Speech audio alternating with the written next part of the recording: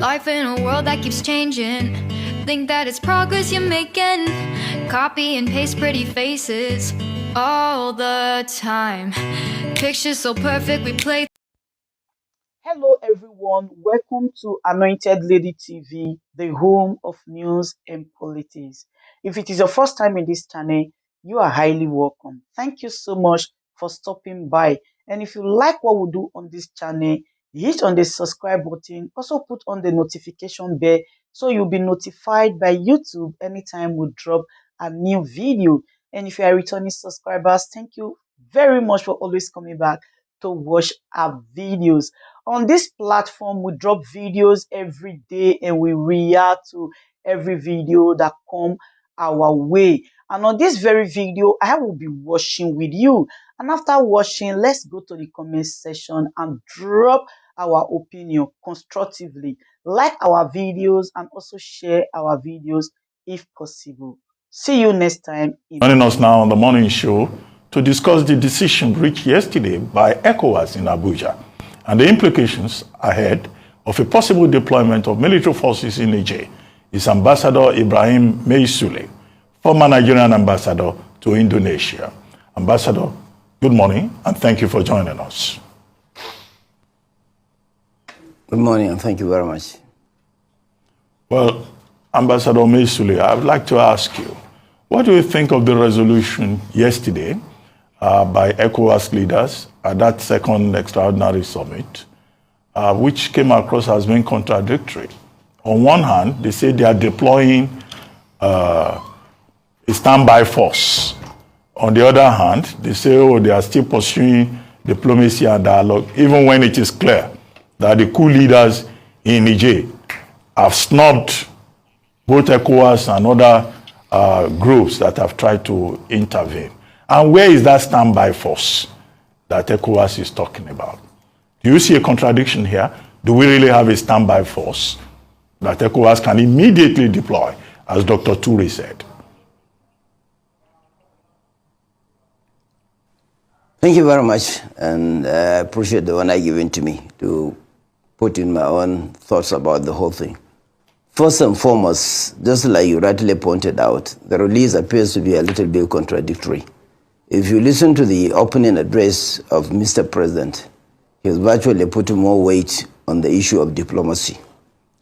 And at the end of the day, I think when they went into a private session, and that's where this communique came out from. And if you listen to the Ivorian president, you could see obviously that he was not addressing us, because he was saying that the war is not between Nigeria and Niger, but it was a decision of ECOWAS. And if you listen to him carefully, he will tell you that the Ivorian position was what has been sold to the leaders of ECOWAS. And you know exactly where Ouattara or the Ivorian president is coming from. If you look at the history of ECOMAC, you could see there has never been a situation where they have been around us or around ECOMAC. Maybe because when we are going to Liberia, they thought Liberia being a British colony, I mean not a French colony, so they don't really care. But the basic issue is one has to be extremely careful with these sit-tight leaders. Because obviously the coup is not only the idea of military taking over government. A coup is actually where people extend their limit beyond what constitutionally is being provided for. That one is also a coup. When you rig yourself into an election, it's also a coup. So basically the problem with these leaders is I am right, everybody else is wrong. Because one has to look seriously into the kind of thing that this guy is here. And my fears are that we shouldn't allow these people to take us into another proxy war. Proxy war in the sense is that in Niger, the Wagner, the missionary groups of Russia are already there.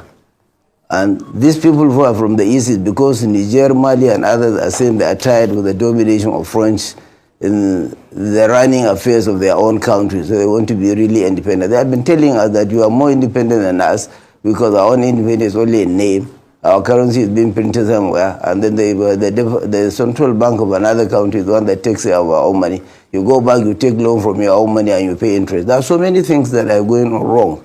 And I can't see people like Ouattara have the moral right to start telling people that this issue is not Nigeria and Niger. As far back as the 18th century, when the Sultanate was established, there has been a very good cordial relationship between the two countries. And a number of Nigerian leaders happens to belong to the two countries. Nigeria recognized in dual citizenship. There are a number of Nigerian leaders that are partly here and partly there. So I can't see anybody who is telling us that if there is going to be a war, even if we are not around neighbors, who's Niger, one will say it is not a war between us. It is actually a war between us because there are a number of Nigerians that are going to be affected as a result of that war. So I can see a contradiction in the release itself because I believe the leadership, who happens to be our own leader, seems to be focusing more on diplomacy based on the missionaries that he has sent around. The former president was there together with the Sultan of Sokoto. Nobody seemed to know what has actually happened. And you see, you cannot really negotiate with the threat. The first thing that's made it very difficult for people to start thinking about this negotiation was the fact that we took a decision, cut off light, close the borders and what have you. If you are negotiating, you cannot negotiate with somebody on the basis of a threat. You should first negotiate. It is only when the negotiation fails that you think about what happened again. So I believe basically there is a lot of contradiction in the release itself. Two, I'm sure we should not allow this country to go into a proxy war between the West and Russia, because at the end of the day, if you look at what is happening in Ukraine, if you look at what is happening in Sudan, and in quite a lot of places you see around Libya that has virtually finished, you can see basically is this idea of pushing people to do certain biddings. And they use some of these sit-tight leaders to sell their own ideas around. And if you look at the background of Ouattara and what you see, virtually you find out that even when he was talking, you can know exactly he was not trying to report to people that this is what has happened. It was the decision or the ideas of a Ivorian government that has been sold to the Economic Community of West Africa. All right, thank you very much, Ambassador Sèírìøùśly. I have two questions for you. The first question is, the communique from the ECOWAS summit says that they will explore all diplomatic options, and if that's exhausted, then they'll have to use military force. No timeline was given or indicators as to what would mean exhaustion of diplomatic options. At what point in situations like this would all diplomatic options be said to have been exhausted? Because as you've mentioned, and a number of people have said, we don't want to go to, Nigerians have expressed that they're not in support of going to war with Niger or applying military force. So at what point should we be looking at? Is there some form of timeline which wasn't communicated or indications that Niger is ready for dialogue or dialogue has been successful? And for the second question, I would like you to comment on Professor Usman Yusuf's take that a declaration of war against Niger is tantamount to a declaration of war against the North, that's northern Nigeria. And then the North are tired of war. They've been in, war with Boko Haram, some form of war with Boko Haram for many years, and they just want peace. What's your take on this? Well, let me start from the last one. There is no country in the ECOWAS community that has been with us at the time of our needs more than Niger. This happened during the Nigerian Civil War. It happened even recently during the Boko Haram and what have you. They are the only ones that fall on us when there is a need for any one of them to help us. The idea of a time limit in negotiations, it all depends upon the approach. We started it in the wrong way because you cannot actually start threatening people and then you start talking about negotiation initially. You should have done the negotiation first and then you can decide what to do next. But you said cut off light. And you could look at the history of the light, that there was a dam that was supposed to be done in Nigeria, which was stopped so that they would be able to get the light from Nigeria. And definitely, if that dam has been put in place, Kainji is going to suffer. The power generation in this country will definitely going to come down. All these implications have not been sort of when people were taking hurried decisions. So obviously, there is the need of negotiation, and I'm sure with the kind of people that have been put in front, the negotiations, there is nobody who is in the right sense will think about the war, looking at what happens with the other countries around us. Take recently the issue of Ukraine, just like I mentioned earlier. Take the issue of Sudan, that I mentioned, and quite a number of them. Libya, as I said, is already a gone country, and nobody will take that kind of a mistake. And in Nigeria, the worst part of it, especially the 7 states that border Niger, There's too much intermarriage in the relationship between them, including Kano, which is actually not bordering Niger, but Kano and Dora is virtually close by. So if you look at the population of those states, there is a need for being very cautious before you take certain decision of going into. And I'm definitely sure that if you go along with the diplomacy, something positive is going to be achieved. The junta group may calm down, and Nigerians are also going to calm down, or ECOWAS themselves will go and calm down, and then there will be a meeting point somewhere. But going to is something that we should not think about it for now. Okay, real quickly, a couple of things. We had Emir Sanusi talk to the Nigerian authorities a couple of days ago. What's the possibility of extending that conversation? And let's also talk timelines. Is it realistic that Bazoum will come back?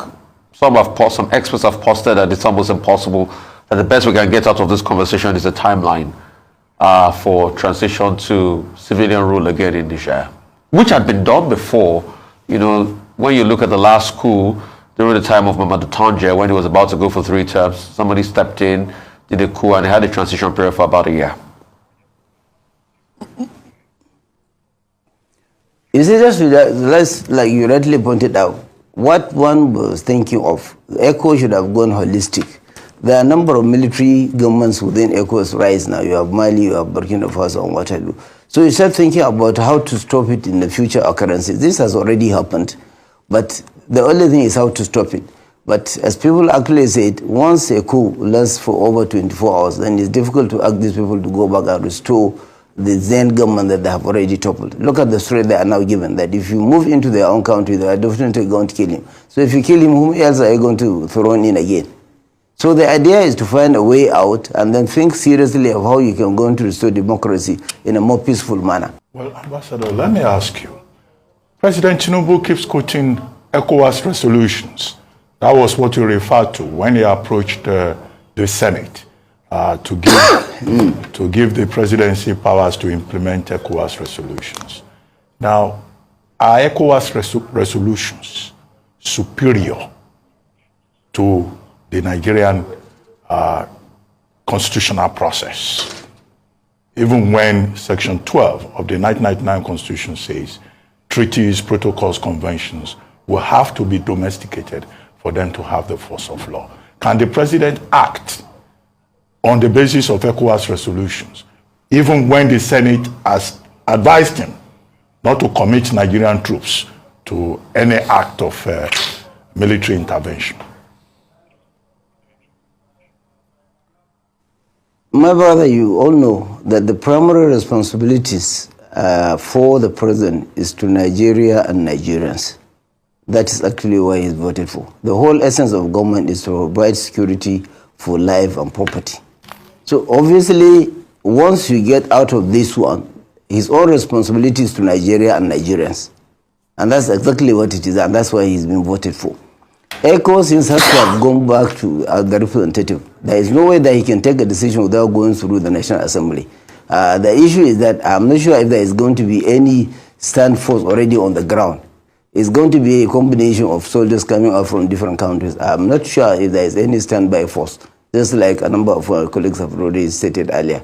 So I believe the essence is the whole thing will go back to the National Assembly. In the real sense, one has to rely on the National Assembly to put a proper microscope on the activities of the executive arm of the government so far.